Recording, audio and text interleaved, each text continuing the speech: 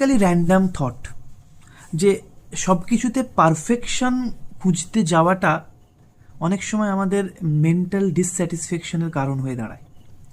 For an example, আমি পড়াই, আমি যখন বিভিন্ন আমাদের অ্যালাইড হেলথ সায়েন্স মেডিকেল স্টুডেন্টদের সঙ্গে ইন্টারাক্ট করি, আমি সবসময় কোনো কিছু টপিক পড়াবার পরে তাদের চোখে ওই বুঝতে পারার যে স্যাটিসফ্যাকশনটা সেটাকে লক্ষ্য করি। এবং যখন আমি কোনো টপিক পড়াবার পরে আমার সামনের যে অডিয়েন্স, যে স্টুডেন্ট আছে, তাদের চোখে ওই স্যাটিসফ্যাকশনটা দেখতে না পাই, বা আমার কখনো যদি মনে হয় যে আমি যে পড়ালাম সেটা হয়তো বা আমার সামনের স্টুডেন্ট বুঝতে পারেনি, আমি তখন খুব বেশি ডিসস্যাটিসফ্যাকশানে ভুগি। আমার সারাদিন ওই জিনিসটা মাথায় ঘুরতে থাকে যে কেন বুঝতে পারলো না, আমার কোথায় ফল্ট আছে। তো এই জিনিসটা ভালো কি খারাপ এটা পরের কথা, বাট এই জিনিসটা আমার ক্ষেত্রে যেটা হয় সেটা হচ্ছে যে আমি অনেক সময় এই জিনিসটা নিয়ে ভাবতে থাকি এবং খুব খারাপ লাগে আমার নিজে। তো সেই জন্যই আমি বলছি যে সব জায়গায় পারফেকশন খুঁজতে যাওয়া, বা আমার একটা পয়েন্ট অফ ভিউ যে সামনের জন সবসময় সঠিকভাবে ক্যাচ করতে পারবে সেটাকে এক্সপেক্ট করা, এটা অনেক সময় খুব হাইলি পে করতে হয়, যেটা আমাদের মেন্টাল ডিসস্যাটিসফ্যাকশান দিয়ে। তো এটাই হচ্ছে ব্যাপার, যে অনেক সময় কি হয় যে লেট ইট গো করে দিতে হয়। অনেক সময় আমার যেটা বেস্ট আমি সেটাকে দিয়ে দিলাম, এরপর আমাকে ছেড়ে দিতে হয়। সুতরাং ওই ছাড়তে জানাটা খুব জরুরি।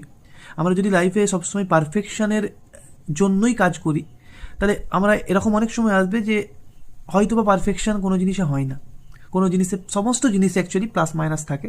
তো ওই প্লাস বা মাইনাসটাকে নিয়ে ব্যালেন্স করে চলতে হবে। তো এটাই হচ্ছে একটা ব্যাপার যেখানে আমাদেরকে চেষ্টা করতে হবে বেসিক্যালি অ্যাজ এ স্টুডেন্ট যদি আমরা থাকি, যে সমস্ত দিন এক যায় না আমাদের।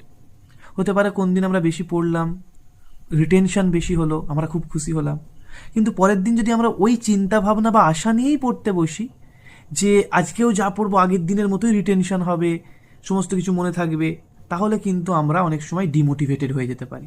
কারণ প্রত্যেকটা দিন, হাতের 5টা আঙুল যেমন সমান নয়, প্রত্যেকটা দিন সমান নয়। সুতরাং এটা আমার স্টুডেন্টদের বলার উদ্দেশ্য হচ্ছে এটাই, যে তোমরা এটা ভেবো না কখনোই যে বেসিক্যালি প্রত্যেকটা দিনই সমান, আমি আজকে যেমন পড়েছি পরের দিন এর থেকেও ভালো পড়বো বা এরকমই পড়বো। হতে পারে পরের দিন আমি এর থেকে আরও বেটার পড়তে পেরেছি, রিটেনশন বেশি হয়েছে, বা হতে পারে পরের দিন আমি কিছুই পড়তে পারলাম না। সুতরাং যদি বেশি পড়তে পারি বা একদম না পড়তে পারি, সেটাও কিন্তু একটা লার্নিং ওই দিনের জন্য, পরের দিন আবার চেঞ্জ হবে।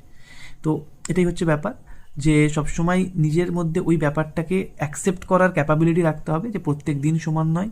আমি যেটা বলবো সেটা সামনের জন ঠিকঠাকভাবে নাও নিতে পারে, তবে হ্যাঁ আমার যেটা মনে হয় বেস্ট আমি সেটা দিলাম। এবার নেওয়াটা, অ্যাপ্লাই করাটা সামনের জনের কাজ। এবং